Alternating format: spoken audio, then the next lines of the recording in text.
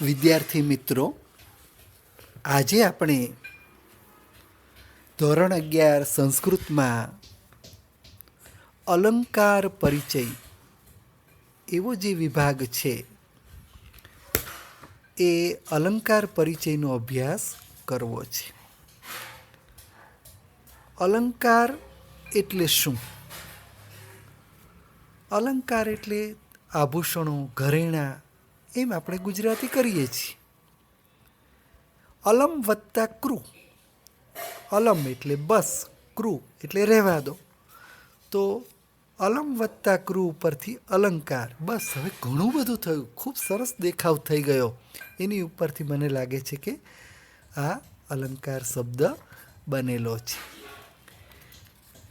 તો અલંકાર છે એ માણસની શોભા માટે હોય છે.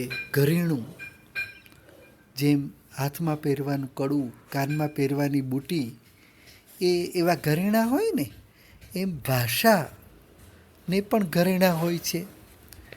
ભાષા પણ તોછડી પણ ભાષા હોઈ શકે, આપણને સાંભળવી ગમે એવી મીઠી ભાષા પણ હોઈ શકે. તો ભાષા છે એ સુંદર લાગે, આપણને સાંભળવી ગમે એવી થાય, તો મધુર ભાષા માટે ઘરેણાં એને પહેરાવવા પડે. ભાષા પણ ઘરેણાં પહેરે છે. જેમ માણસ ઘરેણાં પહેરે છે, આભૂષણો પહેરે છે, એમ ભાષા પણ અલંકાર પહેરે છે. તો ભાષાને કેવા કેવા અલંકાર હોય છે? અલંકારના બે પ્રકારો છે, શબ્દાલંકાર અને અર્થાલંકાર. જેમ માણસને પણ બે ઘરેણાં છે, એક બાહ્ય ઘરેણાઓ, આભૂષણો, અને એક આંતરિક આભૂષણો. બે પ્રકારે માણસ શોભે. દાખલા તરીકે કડું હાથમાં હોય સોનાનું, કાનમાં સોનાની બુટી હોય, નાકમાં નથ હોય, સોનાના ટીકા હોય, વીંટીઓ પહેરી હોય, તો આ બધા બાહ્ય ઘરેણાં થયા. તો ભાષાને બાહ્ય ઘરેણાં હોય છે શબ્દ અલંકાર. બહારથી સુંદર લાગે એવી ભાષા, બહારથી સુંદર લાગે એવી જે ભાષા હોય એ શબ્દ અલંકાર કહેવાય. ઘણીવાર અંદરની શોભા હોય, માણસ સાચું બોલે, બીજા સાથે સારે, કોઈનું કામ કરે, તો એ થયા આંતરિક ગુણો. તો ભાષાના આંતરિક ગુણો હોય એને અર્થાલંકાર કહેવાય, અને બાહ્ય ગુણો હોય એને શબ્દાલંકાર કહેવાય. તો સંસ્કૃતમાં કહ્યું છે, કાવ્યસ્ય શબ્દાર્થો શરીરમ અલંકારાઃ કટક કુંડલાદિવત. કાવ્યને શબ્દ અર્થવાળા શરીરના અલંકારો કટક અને કુંડલ જેવા હોય છે. કટક એટલે કડું અને કુંડળ એની જેવા હોય છે. અલંકાર શાસ્ત્રી એક થઈ ગયા આચાર્ય વિશ્વનાથ, એણે આ વ્યાખ્યા આપી છે, કાવ્યસ્ય શબ્દાર્થો શરીરમ અલંકારાઃ કટક કુંડલાદિવત. માનવના શરીરની જેમ શબ્દાર્થને પણ, કાવ્ય શરીરને પણ સૌંદર્ય હોય છે, પણ જો એ અલંકાર ધારણ કરે, ઉપમા વગેરે, ઉપમા, ઉત્પ્રેક્ષા, રૂપક, અતિશયોક્તિ, આ બધા અલંકારો કહેવાય છે ભાષાના. તો એને કારણે ભાષા મધુર લાગે. જો એક શબ્દ અલંકારનું ઉદાહરણ, એ શ્લોક તમને સાંભળવો ગમે એના સૌંદર્યને કારણે, એના ઘરેણાને કારણે, એના અલંકારને કારણે.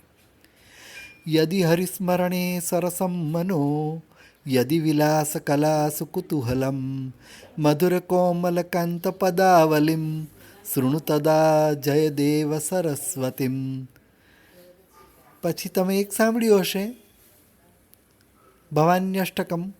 વિવાદે વિષાદે પ્રમાદે પ્રવાસે, જલે ચાનલે પર્વતે શત્રુમધ્યે અરણ્યે શરણ્યે સદા માં પ્રપાહી ગતિસ્ત્વં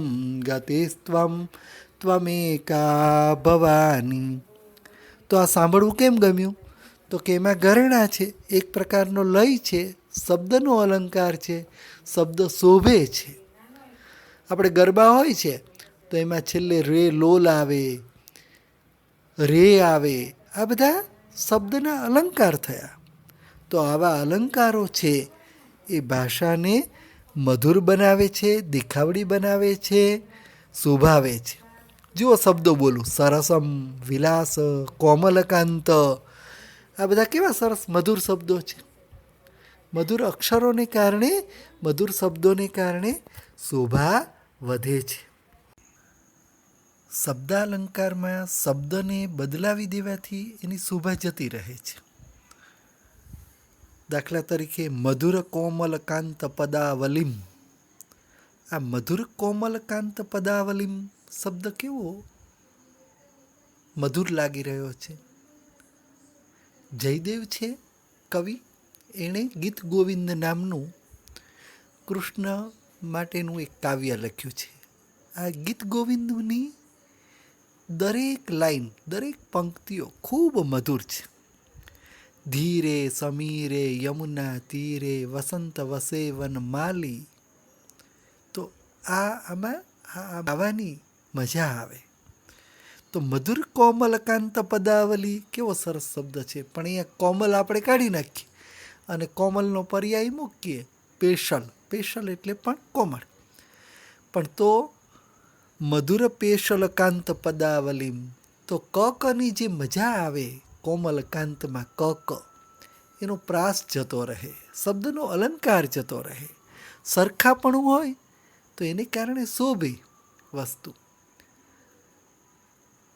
બે કાનના કુંડળ હોય તો બંને સરખા હોય તો શોભે. એકમાં જરાક બદલાવી નાખો ડિઝાઇન તો એ મેળ પડે નહીં, એ શોભે નહીં. ચપ્પલની જોડી, બૂટની જોડી બંને સરખી હોય છે ને. જ્યાં જોડી હોય ત્યાં સરખાપણું હોય. તો વર્ણ, અક્ષર, વર્ણ એટલે અક્ષર, તો અક્ષરો જો સરખે સરખા હોય તો એની એક શોભા હોય છે. શબ્દો સરખા હોય તો એની શોભા હોય છે.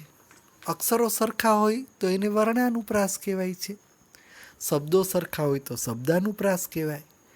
છેલ્લે છેલ્લે શબ્દો સરખા હોય તો એને અંત્યાનુપ્રાસ કહે છે. આમ શબ્દાનુપ્રાસના પાછા 3 પ્રકારો પડે: વર્ણાનુપ્રાસ, શબ્દાનુપ્રાસ અને અંત્યાનુપ્રાસ. તો વર્ણ એટલે અક્ષરોની એક શોભા છે. ક, ચ, સ, ત, ટ, પ, આ બધા હળવા વર્ણો છે, શોભે એવા. બધાના નામ ક, ચ, ત, ટ, પ એની ઉપરથી હોય. પણ ગ, ઝ, ધ, ઢ, ભ આ બધા ભારે વર્ણો છે, એને મહાપ્રાણ કહેવાય છે. એની ઉપરથી નામ ઓછા મળે. તમે નામ વાંચો તો એમાં ક, ખ, ક, ચ, ત, પ, મ આ બધા વધારે નામ પાડવામાં બધા નામ પાડે. જ્યારે કેટલાક નામ આપણને વાગે કાનને, એને મહાપ્રાણ કહેવાય છે. કઠોર વર્ણો અને મધુર વર્ણો. તો વર્ણો એ ભાષાની શોભા છે. બીજા અલંકાર છે અર્થા અલંકાર. અર્થને કારણે શોભા વધે કવિતાની. કાલિદાસે એક સરસ શ્લોક લખ્યો છે, એ આપણે અહીંયા તમારા પુસ્તકમાં આપ્યો છે અર્થાલંકારમાં, પાના નંબર 88 ઉપર. તો એ જરા જોઈએ. એમાં અર્થાલંકાર છે. વાગર્થાવિવ સંપૃક્તો વાગર્થ પ્રતિપત્તયે જગત પિતરો વંદે પાર્વતી પરમેશ્વરો. તો અહીંયા એનું ભાષાંતર એમ થાય: વાગર્થ, વાગ અને અર્થ, શબ્દ અને અર્થ જેમ જોડાયેલા રહે તો એ કેવા લાગે છે? તો કે સંસારના માતા પિતા ઉમા અને મહેશ્વર જેવા લાગે છે. એવા વાણી અને અર્થને હું વંદન કરું છું, કવિ એમ કહે છે. શબ્દ અને અર્થની જેમ હંમેશા જોડાયેલા રહેતા સંસારના માતા પિતા ઉમા અને મહેશ્વરને હું શબ્દ અને અર્થનું જ્ઞાન પ્રાપ્ત કરવા માટે વંદન કરું છું, એમ કવિ કહે છે. તો અહીંયા શબ્દ અને અર્થને કોની સાથે સરખાવ્યા? શિવ અને ઉમા પાર્વતી સાથે. તો આ સરખાવવાની ક્રિયા જે છે આની જેવું એમ જ્યારે કહીએ ત્યારે ઉપમા અલંકાર થાય છે, અર્થનો અલંકાર થાય છે. વાગર્થો ઇવ, વાગ અર્થ ઇવ, વાક અર્થ ઇવ, વાણી અને અર્થની જેમ. કોણ શોભે છે?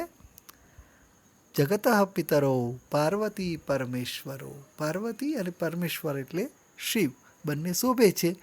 એમ શબ્દ અને અર્થ શોભી રહ્યા છે, એવા શબ્દ અને અર્થનું જ્ઞાન મને પ્રાપ્ત થાય, એમ કવિ કહે છે. તો અહીંયા ઉપમા અલંકાર છે.